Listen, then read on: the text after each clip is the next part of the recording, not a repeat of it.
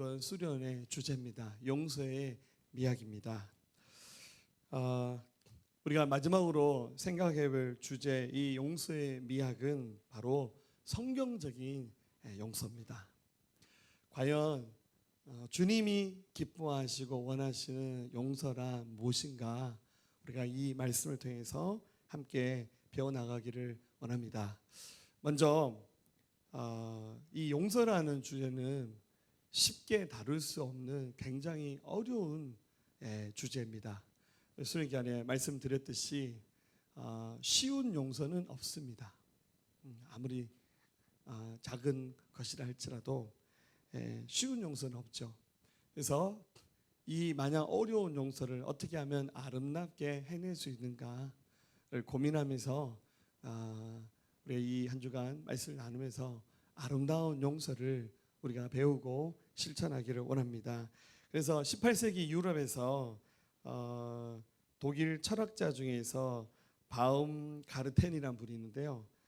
이분이 그 아름다움이라는 새로운 단어를 만드는데, 제가 독일을 배워본 적이 없어서 발음이 맞는지는 모르겠지만 에스테티카라는 단어로 이 미학이라는 말을 처음 사용했다고 합니다. 그래서 제가 이 말을 가지고 와서 용서의 미학이라고 이름을 정했습니다. 이건 제가 만든 겁니다. 제가 특허권을 가지고 있습니다. 할렐루야. 그래서 그 어렵고 힘든 용서를 어떻게 하면 아름답게 할 수 있을까, 지난 3일 동안 나눴는데, 오늘 이 시간 이 말씀이 우리들 마음 가운데 생각으로만 그치지 않고 우리 마음 속에 심겨지는 그런 하나님의 말씀이 되었으면 좋겠습니다. 어떠한 부모님이 계셨는데요, 초등학교 아이를 뒀는데 좀 늦게 아이를 낳았는데 40이 넘어서 아이 하나를 낳았습니다. 아들이었는데, 이 초등학교 아이가 학교를 마치고 오다가 인라인 스케이트를 탔는데 횡단보도 앞에 딱 서서 초록색 불을 확인하고 길을 걷는데 순식간에 승합차가 와서 아이를 탁 쳐버렸어요. 아이가 쓰러졌는데 급히 앰뷸런스를 불러서 병원에 갔는데 결국 이 아이가 숨졌습니다. 이 승합차 운전한 사람은 대낮인데도 불구하고 음주운전한 사람이었습니다. 이 아이를 잃어버린 그 부모님의 그 고통은 말로 표현할 수 없죠. 그래서 그 가해자는 처벌을 받아야 되잖아요. 그래서 찾아와서 그 가족들이 한 번만 용서해 달라고, 그리고 이제 세상적인 의미에서는 합의를 봐야 처벌을 그래도 좀 가볍게 보니까 제발 용서해 주시고 합의해 달라고 사정하는 거예요. 근데 도저히 마음에서 그게 용납이 되지 않는 거예요. 용서할 수 있는 용기도 없고 또 해야 될 이유도 없고, 이렇게 명백한 실수이자 이거는 범죄다라는 생각이 너무 크게 든 거죠. 그래서 그 사람과 그 사람 가족들 일절 만나지 않고 너무 고통스러운 시간을 보내고 있었습니다. 근데 이 부모님이 믿음 생활하는 크리스찬이었습니다. 하나님께 기도하기 시작했습니다. 하나님, 저 사람을 내가 어떻게 용서할 수 있습니까? 용서해야 됩니까? 라고 주님께 수백 번 되뇌이면서 물었습니다. 근데 기도를 하면 안 돼요, 사실은. 기도하면 주님이 뭘 하실 것 같아요? 주님은 용서하라 그래요. 주님이 자꾸만 용서하라 그렇게 말씀하시는 거예요. 그래서 이 부모님들이 버티다가 결국 손을 들고는 자기 아들을 죽게 만들었던 그 가해자, 음주운전했던 그 사람을 용서해 줍니다. 그리고 세상적인 의미의 그런 합의금 같은 것도 일절 받지 않아요. 아들의 생명을 그깟 돈 몇 푼을 가지고 합의한다는 것 자체가 우스워요. 우리는 그런 거 하나도 필요 없습니다. 우리는 예수 그리스도의 사랑으로 당신을 용서합니다 하고 용서를 해줬습니다. 그랬더니 어떤 일이 났냐면요, 그 음주운전했던 그분이 그 부모의 그 용서에 감동을 받아서요, 이분들이 다니는 교회에 등록을 했습니다. 그리고 그 교회에서 함께 신앙생활을 하면서요, 남은 인생 나도 섬기면서 봉사하면서 살겠습니다 라고 하면서 회심을 하고 돌아왔다는 아름다운 간증 이야기를 들었습니다. 사랑하는 여러분들, 우리는 힘들지만 용서를 반드시 해야 합니다. 왜냐하면 이것은 명백한 주님의 뜻이기 때문에 그렇습니다. 오늘 말씀 읽어볼까요? 14절, 너희가 사람의 잘못을 용서하면 너희 하늘 아버지께서 너희 잘못을 용서하시려니와 너희가 사람의 잘못을 용서하지 아니하면 너희 아버지께서도 너희 잘못을 용서하지 아니하시리라. 아멘. 너무나도 명백한 주님의 뜻이죠.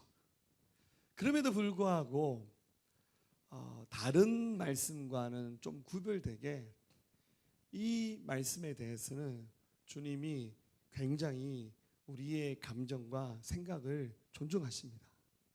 사실 하나님의 말씀은 거의 대부분이 명령입니다. 하나님은 해라, 하지 마라. 그 하나님께서 약간 권유하듯이 말씀하시는 톤의 말씀들은 사실 성경에 많이 나오지 않아요. 오히려 성경 기록한 사람들, 이건 내 생각이라면서 이렇게 말한 부분들은 좀 그렇게 기록이 됐지만 명백한 주님의 뜻을 담아 기록했던 말씀들은 대부분 다 명령법입니다. 해라, 하지 마라. 용서도 여러분들 우리 방금 읽었던 이 구절이 우리식으로 번역돼서 이렇게 됐지만 정확히 말하면 뭡니까? 용서하라는 거죠. 용서하라, 명령입니다.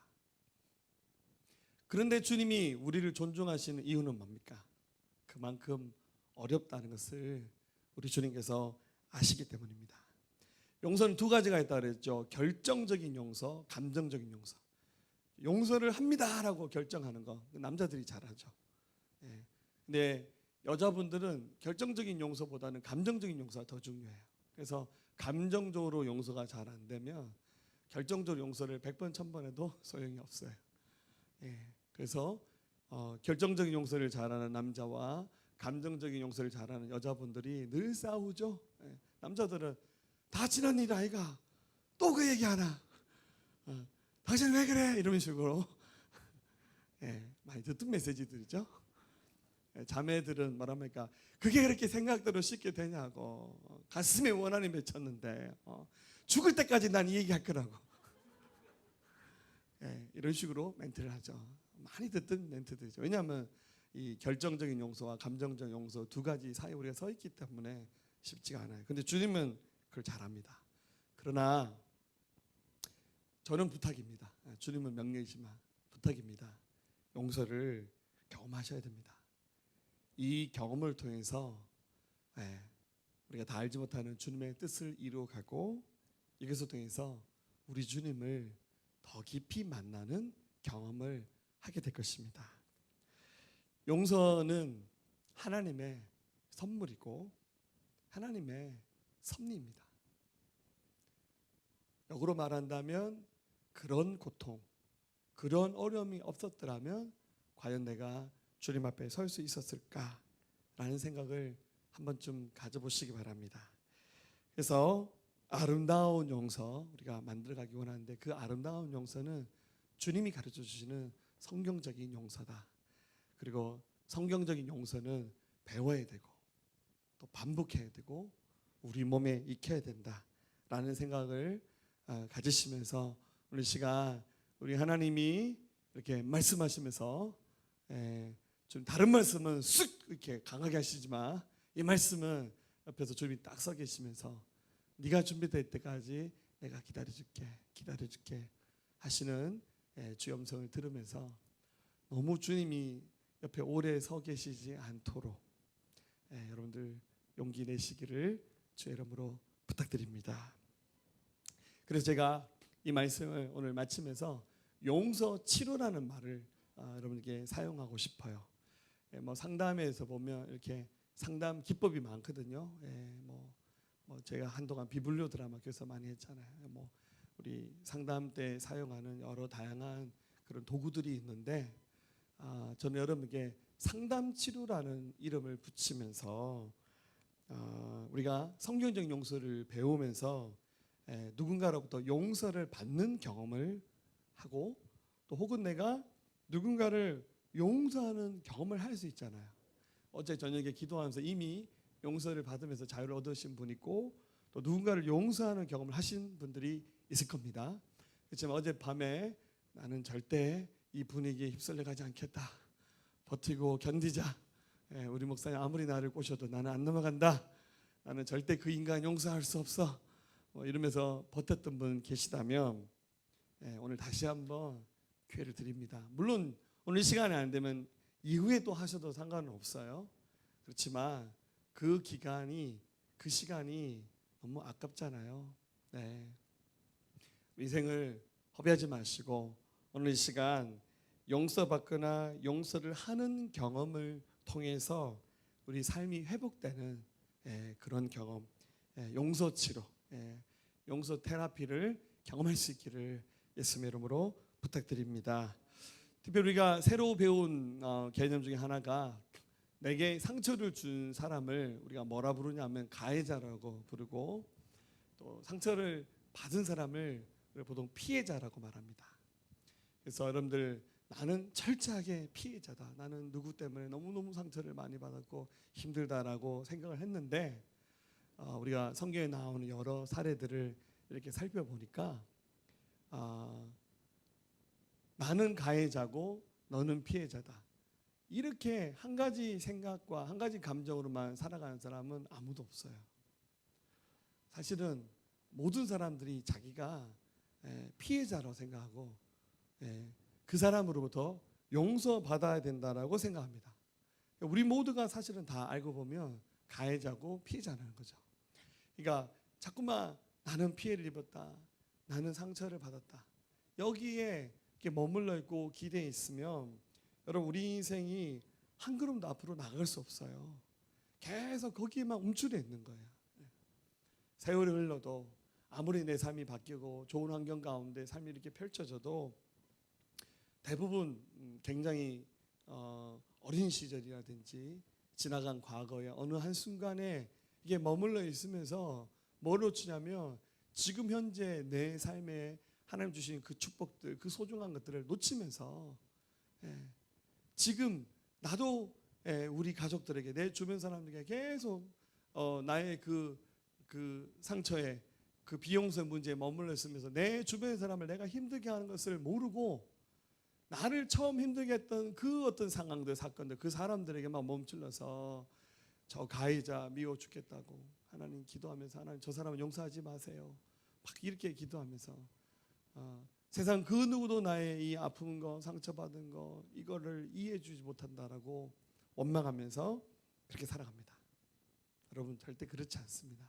항상 삶은 뭐가 중요하다 그랬죠? 사실에 대한, 팩트에 대한 해석이 중요한 겁니다. 그런데 스스로 그 해석이 이렇게 새롭게 안 되는 거예요. 그래서 그 좁아진 자기만의 시선을 가지고, 자기 초점을 가지고 세상을 그렇게 쳐다보는 거예요. 그래서 옆에 누군가가 이제 다가와서 좀 신선하게 이게 해석을 새롭게 하도록 도와줍니다. 결혼하면 배우자가 가르쳐주죠. 당신은 왜 그렇게 생각을 해? 당신은 왜 그렇게 삐딱하게 생각해? 또 교회에 와서 많은 믿음의 식구들이 그 나의 그 삐뚤어진 생각들, 그 왜곡된 마음들, 상처받은 마음들을 이렇게 웅크리고 있는 것을 보면서 그러지 마라, 아무개야, 좀 가슴 펴고 좀 더 너그럽게 좀 그렇게 하면 안 되겠나고 옆에서 막 도와주는데, 그러다 정말 은혜 받았을 때 그 도와주는 그 중재한 분의 도움으로 막 삶이 확 달라질 수도 있지만 또 아닐 수도 있죠. 그리고 제일 중재를 많이 하신 분이 누구냐면 우리 하나님이시죠. 하나님은 기도하면, 예배하면 그걸 이렇게 뭡니까, 나는 내 마음속에 어느 한 분이 잠가놓고는 뭡니까, 거의 뭐 금고 수준으로 자물쇠 한 10개 채워가지고 이렇게 아무도 침범 못하도록, 빛이 못 들도록, 누구도 건드리지 못하는 강력한 성을 만들어서 덮어뒀는데 주님이 그 문을 따고 들어오신다니까요. 똑똑똑똑, 괜찮냐고 주님 물으시면서 얘기 좀 하자 그러시는 거죠. 우리 밥 먹으러 가자, 차 한잔 마시자, 그러면서 주님이 다가오시는 거죠. 그래서 이런 용서 치료의 경험이 우리의 믿음을 이렇게 더 성숙시키고 우리의 삶을 하나님의 원래 형상대로 회복시켜 나가는 하나님의 섭리입니다. 그래서 누가복음 7장에 보면 한 여인의 이야기가 나오는데, 옥합을 깨뜨린 여인의 이야기예요. 예수님이 바리새인 시몬이라는 사람 집에서 식사를 하고 있는데 이렇게 갑자기 한 여인이 등장했는데 예수님은 그 여인의 이름을 이렇게 모르셨죠? 근데 이제 거기 있는 제자들과 사람들은 그녀가 누군지 다 알아요. 이 동네에서 손가락질 당하는 죄인이에요. 뭔 죄를 졌는지 모르겠지만 사람들이 상종하지 않는, 거의 사람 취급하지 않는 그런 여인이 갑자기 그 집에 떡 들어오더니만은 딱 말릴 새도 없이 예수님 발 앞에 엎어지는 거예요. 그리고 거기서 막 하염없는 눈물을 쏟는데 사람들이 이 장면을 보면서 어떻게 해야 되지?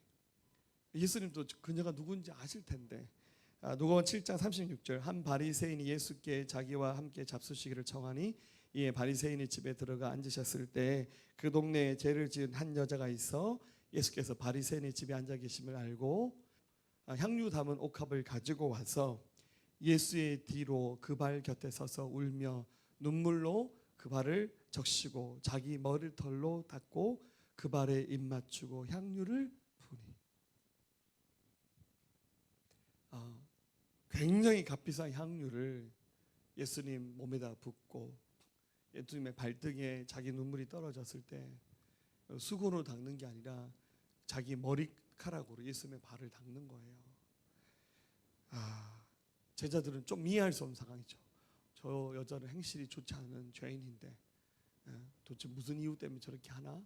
좀 의아하기도 하고 저렇게 비싼 향유를 왜 저렇게 예수님의 몸에 부어서 허비할까? 뭐 여러 가지 생각이 들었죠. 예수님 그들의 생각을 읽으시면서 이렇게 말합니다. 47절에 이러므로 내가 내게 말하노니 그의 많은 죄가 사하여졌도다.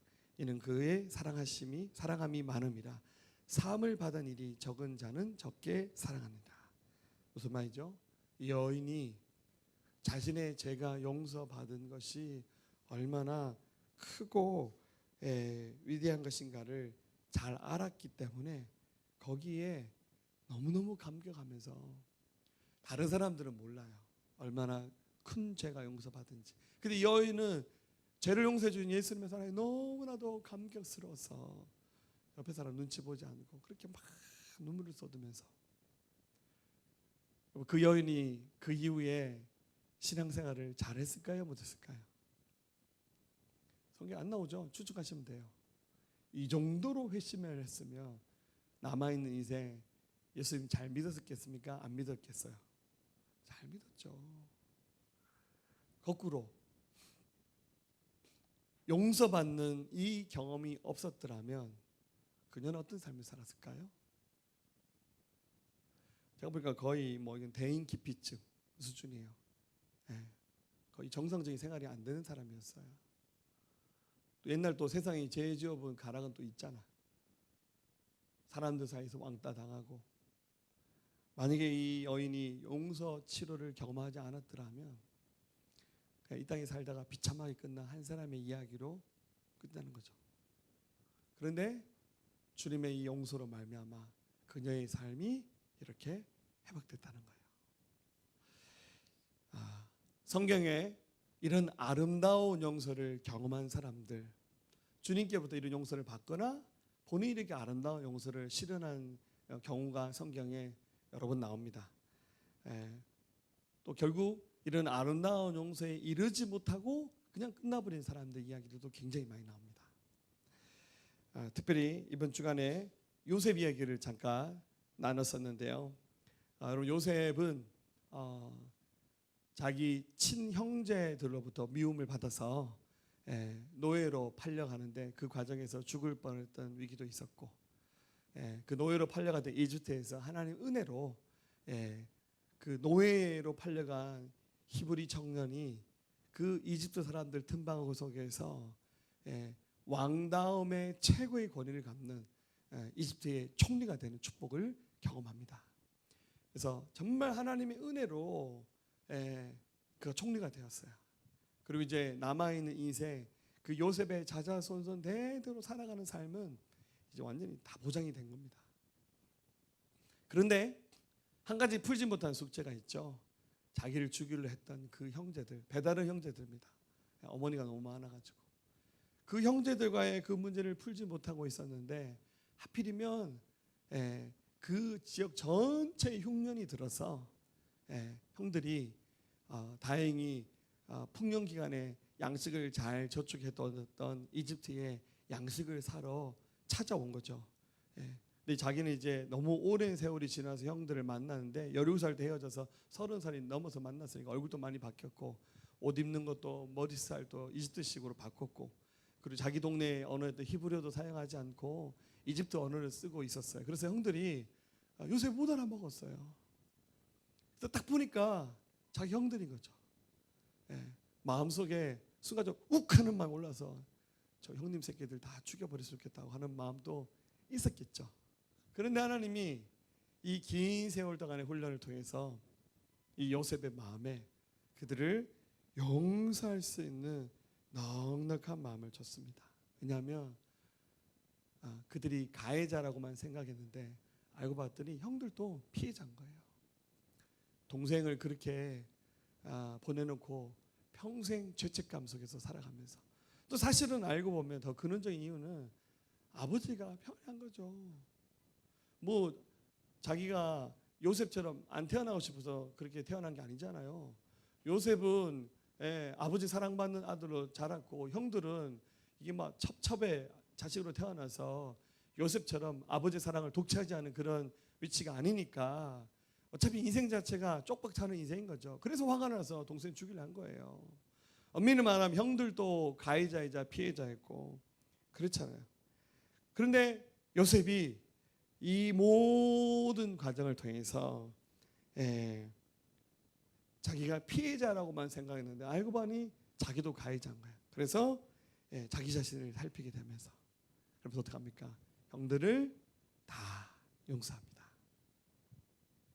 우리 창세기 50장 19절이죠. 50장 요셉이 이렇게 말하죠. 요셉이 그들에게 이르되 두려워하지 마소서 내가 하나님을 대신하겠습니까? 나는 하나님의 섭리를 위하면서 당신들을 다 용서합니다.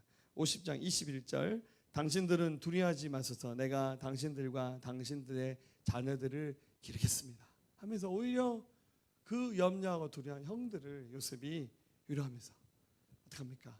원래는 자기 혼자 이 이집트에서 이렇게 확실한 삶이 보장된 삶을 사는 거였는데 요셉 덕분에 그 형제들 다 불러서 자기 아버지도 불러서 요셉의 온 식구가 축복받으면서 애굽에서 살았어요.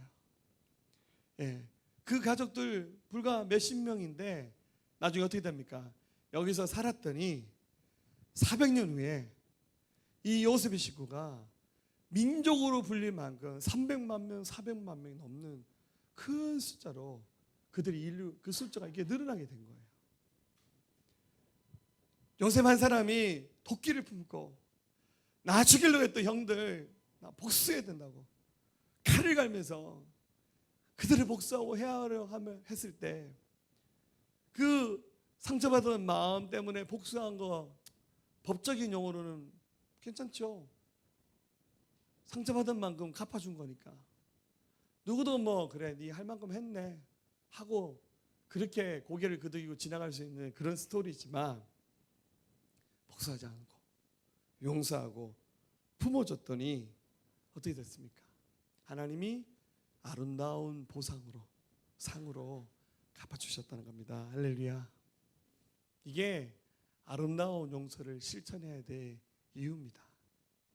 여러분 지금 제가 계속 얘기하지만 저는 강요하지 않습니다. 할렐루야. 사실 은근히 얘기 다 하고 말은 이렇게 하죠. 저는 강요하지 않아요. 그러나 여러분 하셨으면 좋겠어요. 여러분 욥 얘기도 아시죠? 이번 주간 욥 얘기도 했습니다. 욥이 고난당했던 순간 고난당하도 힘들었지만 주변에 욥을 알고 있었던 사람들이 다 떠나가 버렸어요. 마지막 그의 가장 절친했던 친구 3명이 찾아와서 얘기를 합니다. 엘리바스라는 사람이 이렇게 말합니다. 4장 1절에 대만 사람 엘리바스가 대답하여 이르되 7절에 생각하여 보라 죄 없이 망한 자가 누구인가 정직한 자의 끊어짐이 어디 있는가 내가 보건대 악을 밭갈고 독을 뿌린 자는 그대로 거두나니 다 하나님의 입기운에 멸망하고 그의 콧김에 사라진다고. 야 진짜 어떻게 이렇게 얘기합니까?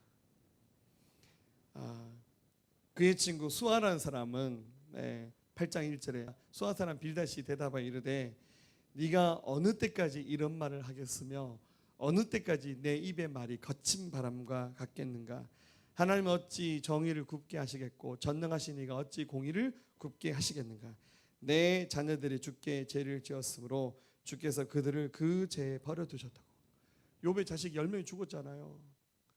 근데 말하기를 네 자녀들이 죄 지어서 하나님께서 그 죄 가운데 버려져서 죽은 거라고 이렇게 말합니다. 어떻게 이렇게 해석을 합니까? 설령 죄값으로 죽었다 할지라도 여러분 어떻게 그렇게 얘기를 하는 거예요? 네 자식들 다 죄값으로 죽었다고 이렇게 말한 거예요.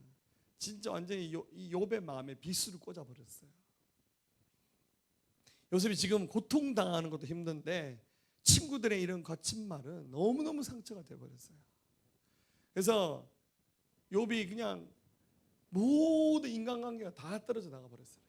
욥은 완전히 혼자만 남았습니다. 그런데 결국 주님이 욥을 만나주셨어요. 그를 회복시켜 주셨습니다. 그 마지막 순간에 모든 회복을 주시는 순간 주님이 욥에게 욥, 그런데 한 가지만 네가 했으면 좋겠다. 너희 친구들과 함께 같이 예배 드리자고.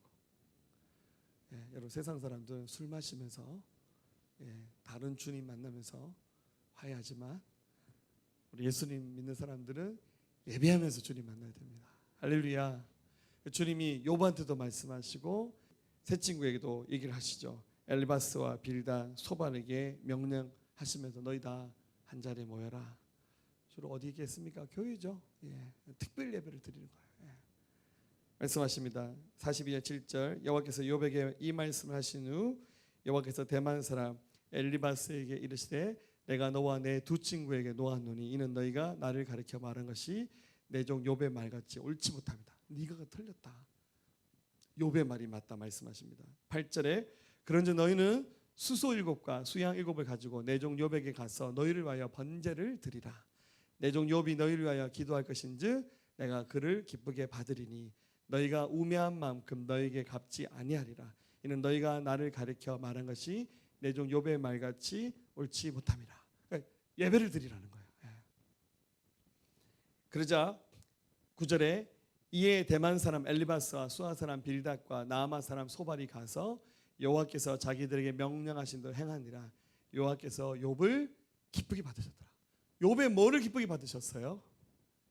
친구들을 용서하는 그 욥의 중심을 주님이 기쁘게 받으셔요. 지금 주님이 송아지 뭐 이런 염소 이런 재물을 주님 받으신 것이 아니라 친구들을 용서하는 욥의 그 마음을 주님이 희생 제물처럼 받으셨어요. 그러고 난 다음에 10절 말씀 욥이 그의 친구들을 위하여 기도할 때 여호와께서 욥의 공경을 돌이키시고 여호와께서 욥에게 이전 모든 소유보다 갑절이나 주시니라. 이 모든 회복이 욥 자신의 회복과 친구들이 경험하는 회복이 이 예배를 드리면서 서로 용서하고 축복할 때 이게 실현됐다는 거예요. 여러분 하나님 나라의 모든 보화의 창고의 열쇠를 하나님이 우리에게 맡겨주신 거예요. 우리가 열어야 돼요. 땅에서 열면 하늘에서도 열리고 땅에서 닫으면 하늘에서 닫히는 이 권세가 바로 이 비밀 속에 담겨 있는 겁니다. 그래도 쉽지 않죠. 그 사람 나한테 I'm sorry 라고 말하지 않는데, 미안하다 말하지 않는데, 미안할 그런 태도도 보이지 않고 자세도 안 돼 있고 그렇게 행동 앞으로도 안 할 것 같은데 어찌 용서합니까? 자, 그런데 성경에 보면 상대방이 미안합니다, 죄송합니다 라고 말하지 않아도 용서를 했던 사람들 이야기도 굉장히 많이 나온다는 거예요. 우리에게 가장 아름다운 용서를 보여주신 분이 있습니다. 누군지 아세요? 바로 우리 예수님이세요. 예수님이 오셔서 공생애를 보내신 동안 그 누구에게도 죄 짓지 않으셨어요. 예수님은 그 누구에게도 상처 주지 않으셨어요. 가난한 사람의 친구가 되어주셨고, 배고픈 사람들 먹을 거 주셨고, 아픈 사람들 기도해서 낫게 해주셨어요. 예수님 같은 분이 어디 있어요? 저랑은 좀 달라요. 할렐루야. 예수님 같은 분이 어디 있어요?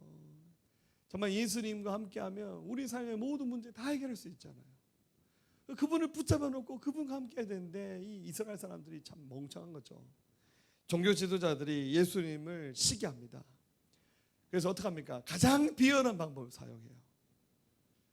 예수님의 12제자 중에서 한 명을 포섭을 해요. 그 중에서 제일 똑똑하고 예수님이 아꼈던 제자 가룟 유다를 꼬시는 거예요. 유다를 불러서 말합니다. 유다야, 예수님 팔아라. 내가 한몫 줄게. 그때 당시에 노예를 사고 팔 때 보통 평균 값이 은 30냥이에요. 야, 은 30냥만 주면 너 앞으로 사는 거 괜찮다. 그러니까 예수님 팔아.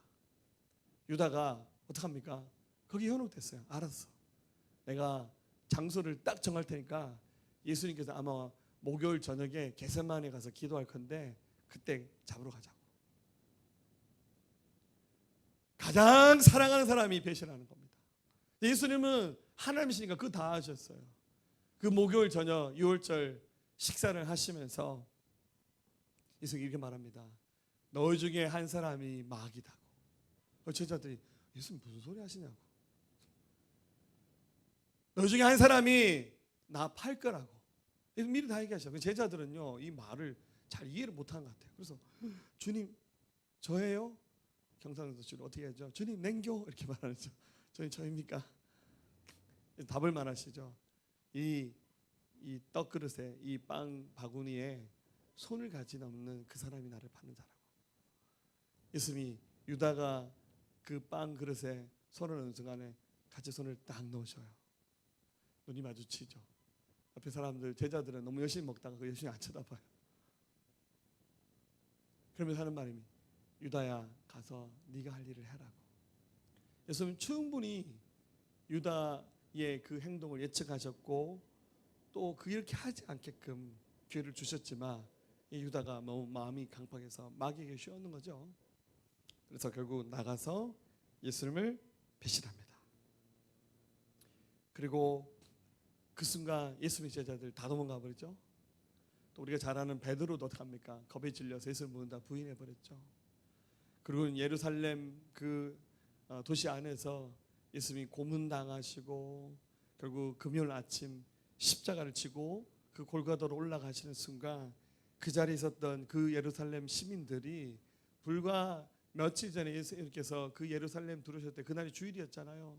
종려나무 가지를 꺾어서 길바닥에다가 겉옷을 깔아서 나귀 타고 들어온 예수를 향해서 호산나 다윗의 자손 오시느니요 찬송 받으소서 막 거의 막 왕이 이 동네에 입성하는 급으로 그렇게 막 환영했던 사람들이 그 순간 어떻게 됩니까? 폭도로 바뀌었어요. 이렇게 말합니다. 누가복음 23장 21절 그들은 소리 질러 이르되 그를 십자가에 못 박게 하소서 십자가에 못 박게 하소서. 여러분 같으면 어떻겠습니까? 완전 멘탈 붕괴가 오는 거예요. 예수님이 잘못한 게 뭐가 있어요? 하나도 잘못한 것이 없어요. 당신의 인생을 통틀어서 사람들 섬기면서 배고픈 거 오병의 기적으로 먹을 거 주시고 가난한 자들 고쳐주시고 죄인들의 친구가 되어주시면서 함께 하셨는데 기껏 돌아오는 것은 예수님이 십자가에 못 박아 죽게 하라고 저 죄인을 죽게 하라고 막 소리치는 거예요. 심지어 같이 십자가에 매달려있는 옆에 강도도 소리칩니다. 마가복음 15장 32절 이스라엘 왕 그리스도가 지금 십자가에서 내려와 우리를 보고 믿게 할지어다 하며 함께 십자가에 못 박힌 자들도 예수를 욕하더라. 옆에서 죄 짓고 죽는 죄수도 같이 욕하는 거예요. 물론 한 죄수는 회개했지만 근데 여러분들 놀라지 마세요. 예수님은 상처받지 않으셨어요. 신학적으로 예수님은 하나님이시기 때문에 상처받지 않으세요. 그렇지만 저는 그렇게 말씀드리고 싶지 않아요. 예수님도 사람이셨으니까 진짜 마음이 힘드셨을 것 같아요. 근데 예수님이 십자가에서 하나님께 뭐라고 기도합니까? 이렇게 기도하십니다. 누가복음 23장 34절 이에 예수께서 이르시되 아버지 저들을 사하여 주옵소서. 자기들이 하는 것을 알지 못합니다. 하나님, 저들을 용서해 주세요. 자기들이 지금 뭘 하는지 모르고 있습니다. 자, 가해자는 예루살렘에 살고 있는 온 시민 전체예요.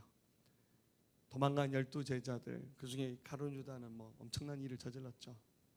예수님께 죄송합니다, 미안합니다. 이 순간 그렇게 말하는 사람 아무도 없었어요. 그리고 이것을 깨달을 수 있는 사람조차도 제 생각엔 거의 없었어요. 몰라, 집에서 입을 뒤지고 쓰고 있었던 몇몇 사람들만 미안해요 예수님 이렇게 했는지 모르겠지만, 대부분 사람들은 그런 양심에 가책도 안 느꼈고 그런 말 하지도 않았고 그냥 예수님을 십자가에 못 박아 죽이라고 소리칩니다. 근데 예수님 어떻게 하셨습니까? 그들을 향해서 하나님께 용서하는 기도를 올려드리셨습니다.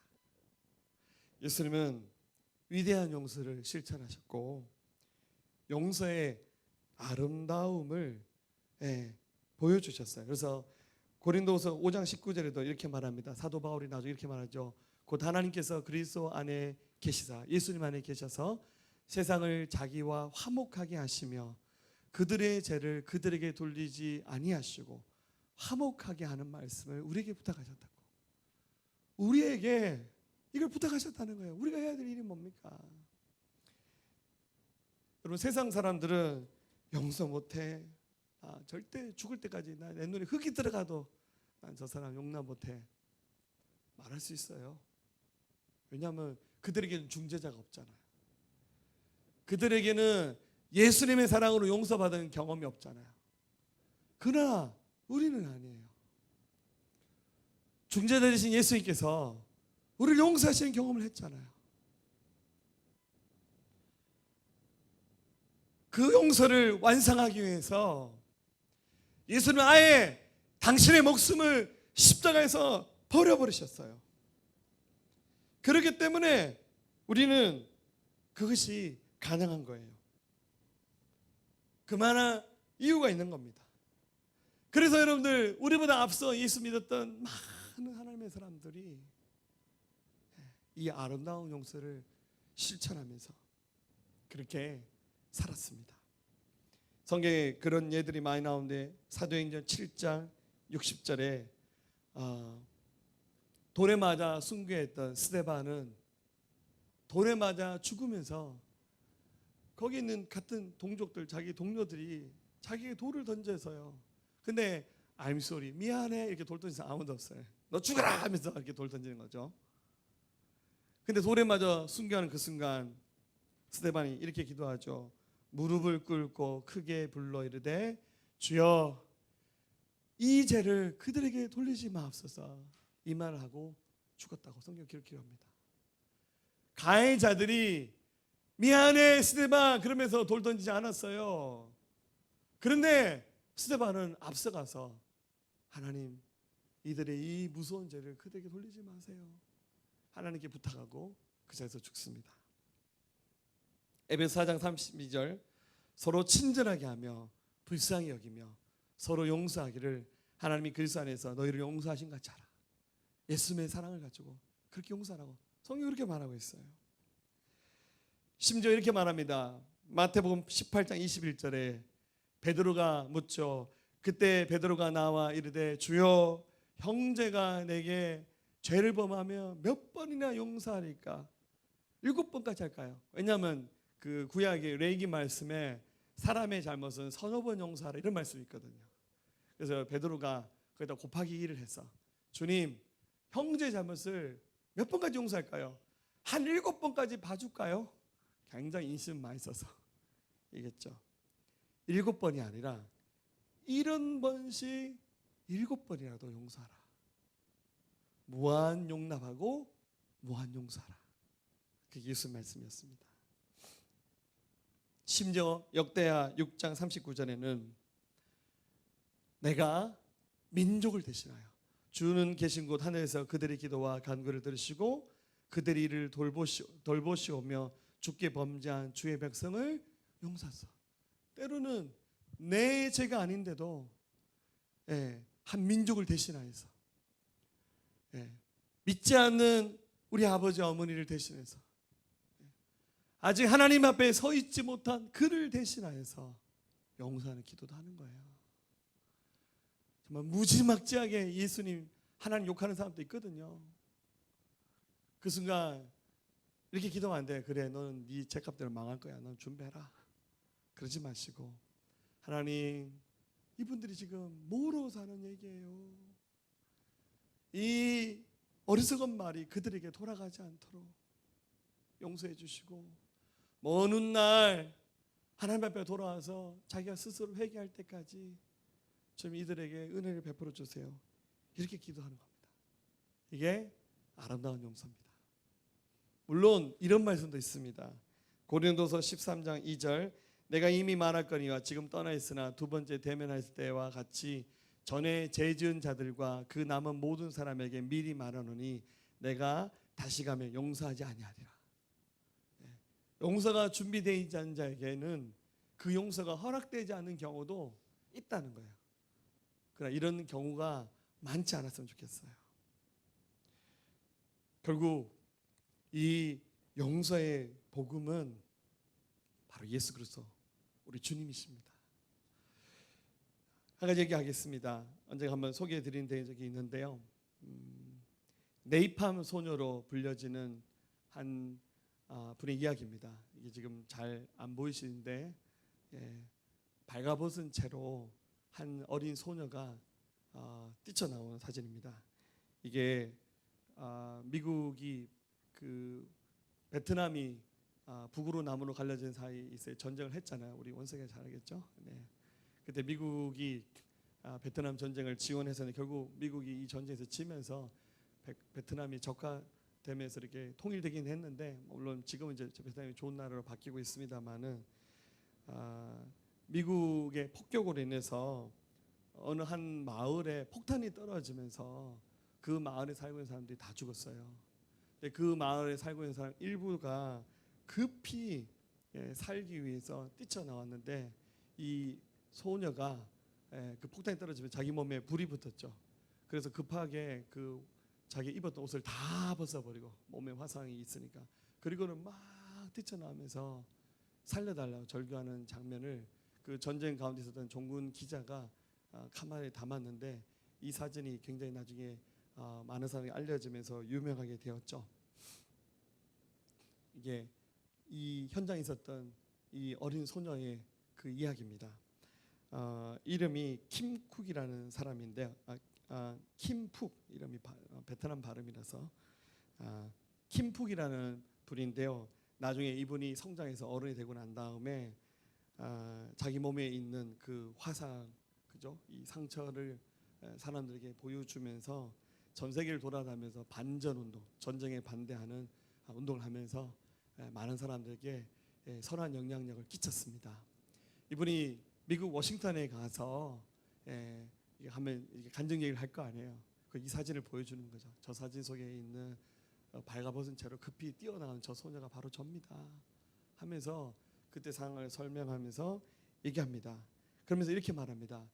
제가 만약 그때 저희 마을을 폭격했던 비행기 조종사를 만난다면 용서하겠습니다. 그래야만 제가 하는 일과 지금까지 했던 일들이 의미가 있으니까요. 그런데 그 자리에 이 마을에 폭탄을 떨어뜨렸던 그 전투기 조종사가 그 자리에 있었습니다. 일부러 찾아왔어요. 그녀가 강의하는 도중에 객석에서 한 남자가 일어나서 이렇게 말합니다.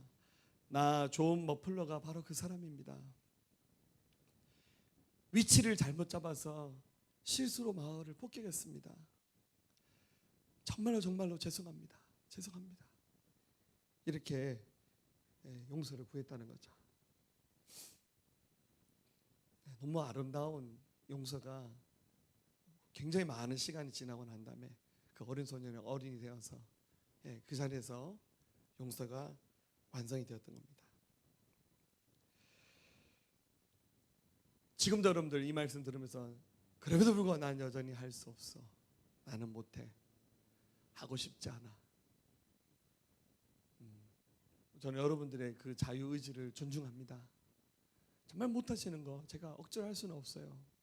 막 불러서 좀 화해하고 좀 잘 지내봐, 그밖에 안 돼. 예전에 제가 이런 방법을 많이 썼거든요. 해보니까 별로 도움이 안 되는 것 같아요. 근데 주님이 하실 수 있게끔 힘주셨으면 좋겠습니다. 십자가의 예수 그리스도, 주님이 먼저 길을 열어주셨잖아요. 베드로전서 2장 24절, 친히 나무에 달려 그 몸으로 우리 죄를 담당하셨으니 이는 우리로 죄에 대하여 죽고 의에 대하여 살게 하려 하심이라. 그가 채찍에 맞음으로 너희는 나음을 얻었나니. 그리고 주님이 화목제물이 되어주셨어요.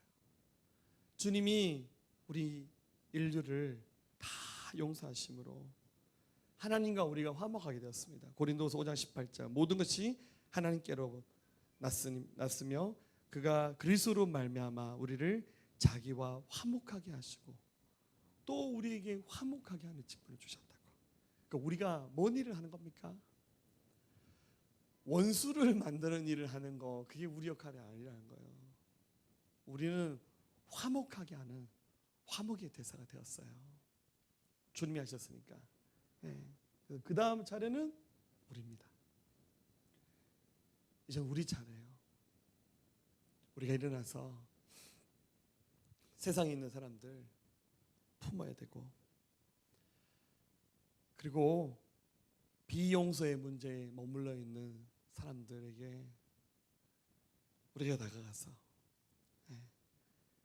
아름다운 용서를 하시면서 강력한 복음인 용서를 완성해 나가야 됩니다. 주님이 도우실 것이라고 믿습니다. 그리고 그 일 이후에 일어나게 될 여러분, 늘 피해자로 생각하지만 여러분도 피해자, 가해자, 그리고 가해자로 생각했던 그분도 피해자죠.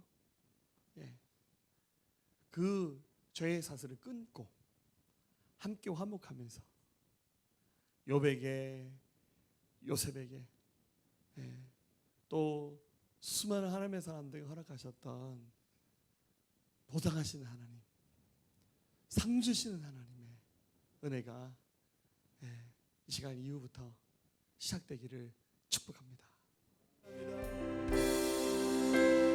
하나님 감사합니다. 하나님, 우리가 더 한 단계 성숙되어져서 영적으로 자라나는 하나님의 사람들 되기를 원합니다. 이 수련회가 우리에게 축복임을 고백합니다. 교회가 있어서 감사합니다. 또 우리보다 앞서 갔던 믿음의 사람들의 선한 영향력을 따라서 여기까지 인도하신 하나님 감사합니다. 예수 그리스도의 그 사랑으로 넉넉하게 모든 사람 품고 사랑하고 섬기는 우리 믿음의 공동체 되게 도와주옵소서. 하나님 역사하시고 영광 받으셔서 우리 교회가 더 힘있게 복음 증가하며 많은 사람들에게 용서의 복음, 사랑의 복음 증가하며 하나님께서 기뻐하시는 교회로 세워지게 도와주옵소서. 감사합니다. 예수님의 귀하신 이름으로 함께 기도하였습니다. 아멘. 할렐루야.